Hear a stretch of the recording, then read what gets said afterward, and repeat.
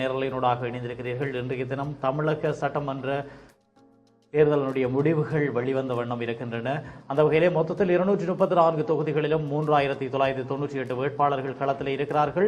தமிழகத்தில் உள்ள 234 தொகுதிகளும் நடாத்தப்பட்ட தேர்தல் மின்னணு வாக்குப்பதிவு எந்திரங்கள் அனைத்துமே 75 மையங்களுக்கு கொண்டு செல்லப்பட்டு அங்கு 3 அடுக்கு பாதுகாப்பு போடப்பட்டிருக்கிறது.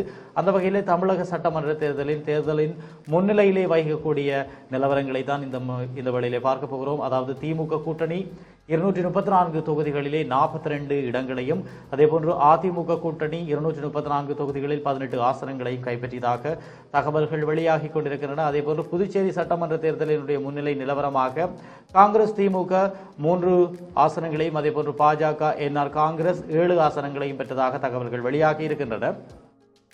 புதுச்சேரியில் நடந்த சட்டசபை தேர்தலில் பதிவான வாக்குகளை எண்ணும் பணி இன்று காலை தொடங்கி இருக்கப்படுகிறது. முதலிலே தபால் மூல வாக்குகள் எண்ணப்பட்டு வருகின்றது. தமிழ்நாட்டிலே சட்டசபை தேர்தலில் பதிவான வாக்குகள் நாளை எண்ணப்பட இருக்கின்றன. தமிழ்நாட்டில் சட்டசபை தேர்தலுடைய பதிவான வாக்குகள் இன்றைய தினம் எண்ணப்பட்டுக் கொண்டிருக்கின்றன. 234 தொகுதிகளிலும் பதிவான வாக்குகள் மொத்தம் உள்ள 75 மையங்களிலும் எண்ணப்பட்டு வருகின்றன. முதலில் தபால் ஓட்டு எண்ணப்படும். அதன் பிறகு மின்னணு வாக்கு இயந்திரத்தில் பதிவான ஓட்டுகள் எண்ணிக்கொண்டிருக்கிறார்கள். இதற்கு முன்பு 500 தபால் ஓட்டுகள் தான் இருக்கும். ஆனால் இந்த முறை தேர்தலில் 80 வயதுக்கு மேற்பட்டவர்கள், மாற்றுத்திறனாளிகள் அனைவருமே தபால் ஓட்டு போடலாம் என்கின்ற நிலையிலே இம்முறை தபால் மூல வாக்குகள் அதிகமாக இருப்பதாக தகவல்கள் வெளியாகி இருக்கின்றன. ஒவ்வொரு தொகுதிகளுக்குமே 1500 முதல் 5000 வரை ஓட்டுகள், தபால் ஓட்டுகள் இருப்பதாக தகவல்கள் வெளியாகி இருக்கின்றன. இதனால் பல தொகுதிகளில் தபால் ஓட்டுகள் ஒரு வேட்பாளரின் வெற்றி தோல்வியை நிர்ணயித்துவிடும் அளவுக்கு இருக்கிறது. தபால் ஓட்டுகளில் எந்த ஓட்டு செல்லும், எந்த ஓட்டு செல்லாது என்பதை முடிவு செய்யும் அதிகாரம் அந்தந்த தொகுதி தேர்தல் அதிகாரியின் முடிவை பொறுத்தது. அதேபோல தபால் ஓட்டுகளை என்னென்ன காரணங்களுக்காக நிராகரிக்கலாம், தள்ளுபடி செய்யலாம் என்பது பற்றி தேர்தல் கமிஷன் 10 காரணங்களை கூறியிருக்கிறது. அந்த விடயங்களை இப்பொழுது பார்ப்போம். அதாவது 13C படிவ உரைக்குள் 13A படிவத்தினுடைய உறுதிமொழி இல்லாமல் இருந்தால் தள்ளுபடி செய்ய வேண்டும். அதேபோன்று உறுதிமொழி வாக்காளர் முறைப்படி கையொப்பமிடப்படாமல் இருந்தால், சான்றொப்பமிடப்படாமல் இருந்தால் அல்லது பிற வகையில் பெரிதும் குறைபாடாக இருந்தால் கண்டறியப்பட்டால் நிராகரிக்கலாம் என்கின்ற ஒரு விடயமே வெளியாக்கப்பட்டிருக்கின்றது. அதேபோன்று உறுதிமொழியின் மீது காணப்படும் வாக்குச்சீட்டின் தொடர் எண் படிவம் 13B உள்ளுறையில் மேலொப்பமிடப்பட்ட தொடர் எண்ணிலிருந்து வேறுபட்டப்பட்டிருந்தால், தெரிய வந்திருந்தால் நிராகரிக்கலாம் என்கின்ற ஒரு விடயம் இருக்கிறது. ஜாதூர் வாக்கும் அதில் பதிவு செய்யப்படாமல் இருந்தால் அது செல்லாது. அதே போல ஒன்றுக்கும் மேற்பட்ட வேட்பாளருக்கு வாக்களிக்கப்பட்டிருப்பின் அது செல்லாது. போலியான வாக்குச்சீட்டாக இருக்குமாக இருந்தால் அது செல்லாது. அதேபோன்று வாக்குச்சீட்டு உண்மையானது என்பதை நிரூபிக்க இயலாத வகையில் அது சேதமடைந்திருப்பின், அது சிதைக்கப்பட்டிருப்பின் அது நிராகரிக்கப்படும் என்கின்ற ஒரு விடயத்தையுமே கூறியிருக்கிறார்கள். எந்த வேட்பாளருக்கு வாக்களிக்கப்பட்டுள்ளது என்பது குறித்து ஐயத்திற்கிடமாக இருக்கும் வகையிலே வாக்குச்சீட்டில் உள்ள குறி இருக்குமாயின் அது செல்லாது. அதே போல வாக்களிப்பவரை இன்னொரு அடையாளம் காட்டும் வகையிலே அடையாள குறியீடு அல்லது சொற்றொடர்களை எழுதப்பட்டிருப்பின் அத்தகைய வாக்குச்சீட்டுகளுமே நிராகரிக்கப்படும் என்று கூறியிருக்கிறார்கள்.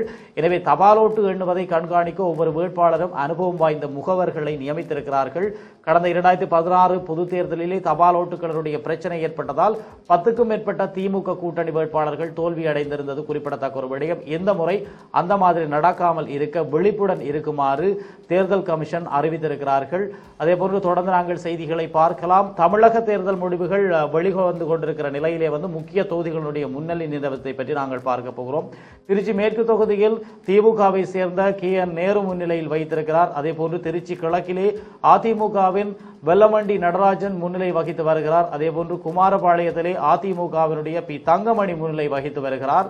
விருகம்பாக்கத்திலே திமுகவின் பிரபாகர் ராஜா முன்னிலை வைத்து வருகிறார். அதேபோன்று கடலூரில் அதிமுகவின் MC சம்பத் முன்னிலை வகித்து வருகிறார். அதேபோன்று எடப்பாடி தொகுதியிலே எடப்பாடி பழனிசாமி அவர்கள் முன்னிலை வகித்து வருகிறாராம்.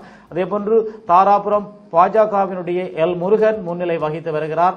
அரக்கோணத்தில் அதிமுகவினுடைய ரவி என்பவர் முன்னிலை வகித்து வருகிறார். அதேபோன்று ஆலங்குடியிலே திமுகவின் சீவா வி மெய்யநாதன் முன்னிலை வகித்து வருகிறார். அதேபோன்று மதுரை தெற்கில் திமுகவினுடைய சின்னாம்பாள் முன்னிலையில் வைத்து வருகிறார். அதேபோன்று அவினாசி அதிமுகவினுடைய தனவால் முன்னிலை வகித்து வருகிறார்.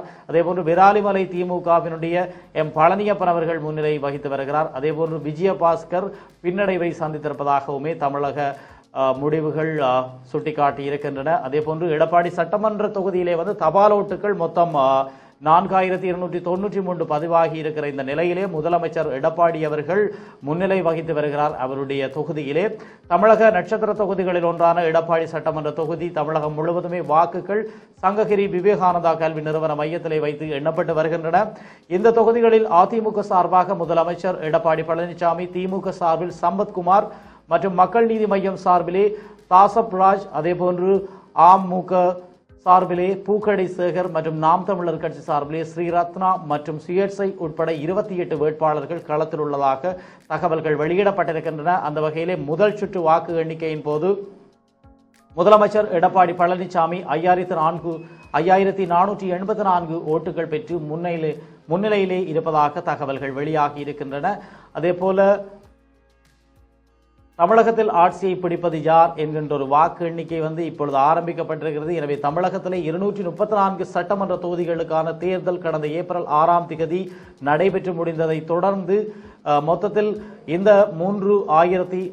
234 தொகுதிகளிலுமே 3998 வேட்பாளர்கள் களத்தில் இருக்கிறார்கள். தமிழகத்தில் உள்ள 234 தொகுதிகளுக்கும் நடாத்தப்பட்ட தேர்தல் மின்னணு வாக்குப்பதிவு எந்திரங்கள் அனைத்துமே 75 மையங்களுக்கு கொண்டு செல்லப்பட்டு அங்கு 3 அடுக்கு பாதுகாப்பு போடப்பட்டிருக்கிறது. இந்த நிலையிலே தேர்தலில் பதிவான வாக்குகள் இன்று எண்ணப்பட்டு வருகின்றன. அதிகாலை 6 மணி முதலே வாக்கு எண்ணும் தேர்தல் அதிகாரிகள் மற்றும் முகவர்கள் அனைவருமே அங்கே சமூகம் அளித்து தங்களுடைய பணியை ஆரம்பித்திருப்பதாக தகவல்கள் வெளியாகி இருக்கின்றன. தொடர்ந்தும் நேரலையினூடாக இணைந்திருங்கள். இது போல மேலும் பல வீடியோக்களை பெற சமூகம் டிவி நியூஸ் சேனலை சப்ஸ்கிரைப் பண்ணிக்கோங்க. கூடவே பக்கத்தில் இருக்க பெல் ஐகானையும் கிளிக் பண்ணிக்கோங்க. அப்படியே உங்களுடைய நண்பர்களுக்கும் ஷேர் பண்ணுங்க.